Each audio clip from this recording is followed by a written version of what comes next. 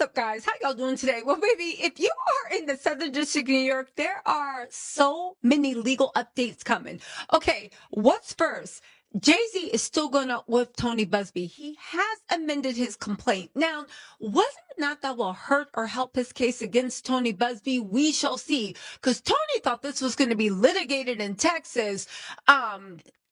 Then it bounced on up to Alabama, Tennessee, one of those. I don't know that part of America, right?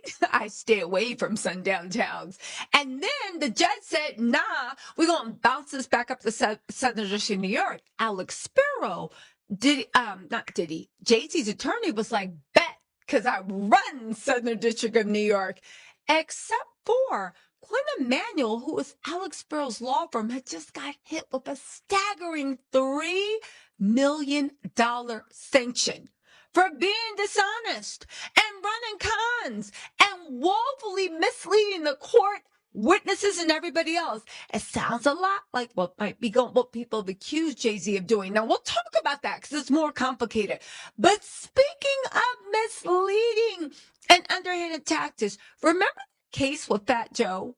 It was litigated by Tyrone Blackburn, right? Tyrone Blackburn represents Little Rod against Diddy and Fat Joe. When that happened, I specifically remember they used Alex Sparrow's playbook.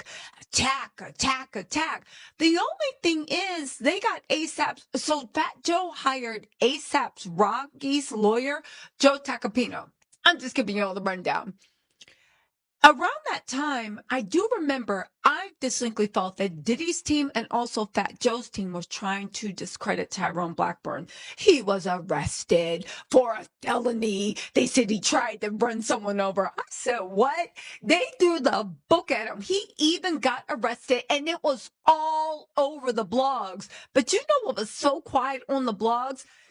Now he has been vindicated of all of it, and the sex trafficking case against Fat Joe seems to be moving forward. Well, the case of everything Fat Joe was accused of seems to be moving forward, and Tyrone Blackburn is now literally taunting Fat Joe and his legal team, saying, what's going on? We've been asking for interviews with Southern District of New York.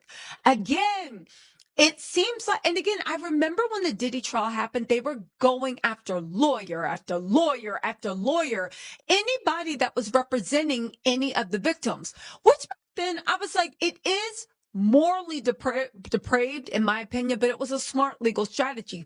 You can't stop people from suing, so who are you going to go after? You're going to go after the lawyers. That's why JayZ is right now in court with Tony Busby. No one really knows how it's going to turn out. JayZ got deep pockets, and he is angry.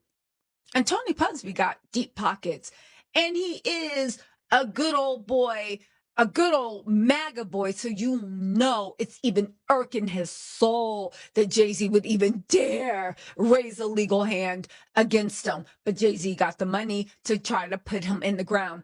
All right. Now, what's the last update? I'm going to fill y'all in on all this, but there is so much going on. What is the last update?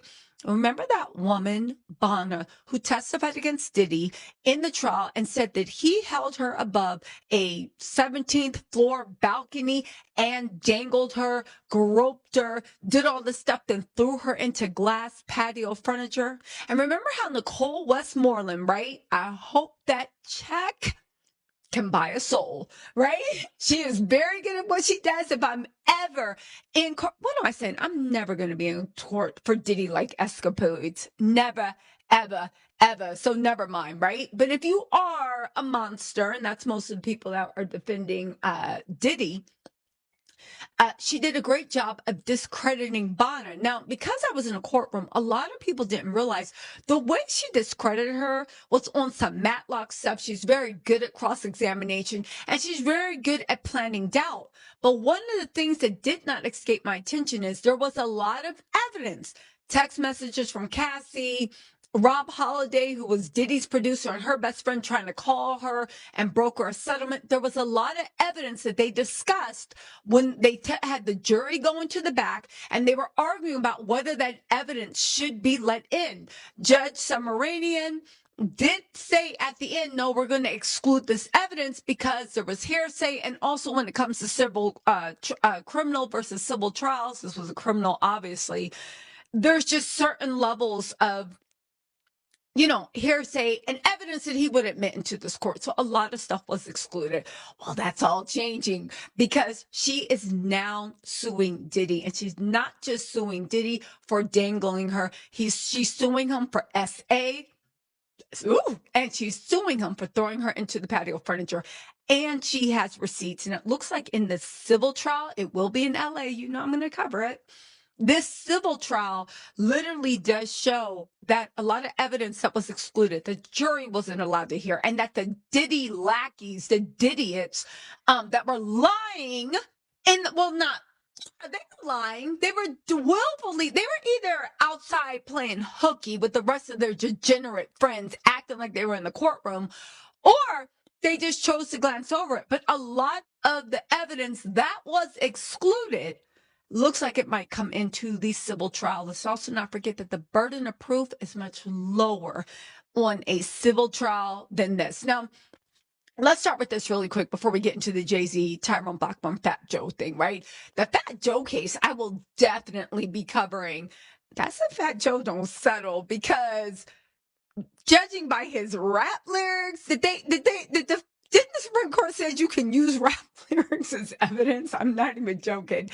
Judging by the rap lyrics, judging by everything that's going on, and judging by the way that, how do you say Gordo Jose, right? Isn't that how you say fat? Gordo Jose de Gordo has been going. I don't know. They also have a 19-minute tape, Fat Joe, this is a lawsuit Tyrone Blackburn filed against them, where they are talking about pounding out Tyrone Blackburn's client. Now, I know what you're saying. If this was a Diddy trial, pounding out could mean anything, but I'm pretty sure with the terror squad, it meant, putting boot to concrete to your face in the middle. Anyway, let's get into the Bonner thing first, okay? So Diddy's team is opposing this because it's scheduled for May in 2027. And Diddy's team's like, wait, first of all, we're ready for this. And I said, I hope you are, because there's 100 more lawsuits coming, like the mentors to snatch a soul. But they're like, but there's one small complication. I'm reading the things. I'm like, what? Diddy's also going to be getting out in April. So, and I said, so what? What? Stay ready. Don't have to get ready, right? And now, do I think this case is going to make it to court? No, I think Diddy's going to settle with this girl. But then again, maybe not, because Diddy has been spending a bag to try to get, pardoned. He's been trying to get his charges overturned. He's been spending a bag. But if he was smart and if he needs to rebuild, he will settle with this woman. You remember Bonner. But I don't think that's Diddy's thing. See, Diddy is still mad. He's still punching the walls. I think he's going to want to fight this tooth and nail. So other people, right? So other people that are going to sue him, if they see him settle with her, right? They will also be like, let's get on this. Let's also not forget California's look-back window was extended to 2028. So if you or anybody you know has been a victim of Diddy, I don't know, call Tyrone Blackburn. All that stuff about him not practicing law anymore, him being disbarred, him being this, him being that, it looks like it was all cap, and he was completely vindicated. And from the beginning, I do remember him saying that didn't happen.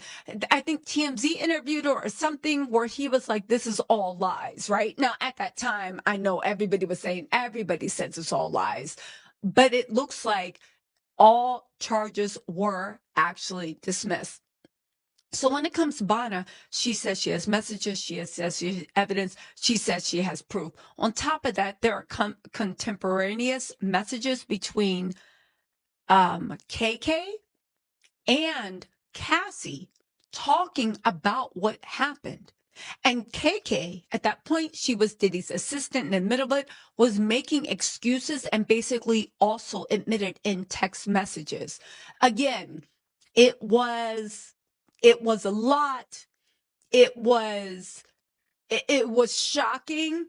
And again, a lot of people just think that Diddy's case and the reason why it's so returned is because, oh, y'all just wanted to blah, blah, blah. No, the people that actually know him, not the people that lick his boots, not the people that depend on his PR team for ad dollars, not the people, right?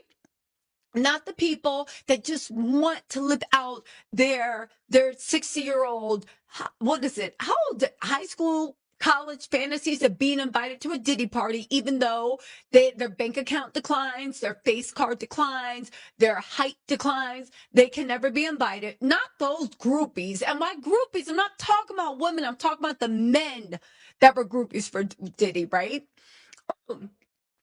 Shout out to who is it? Hold on.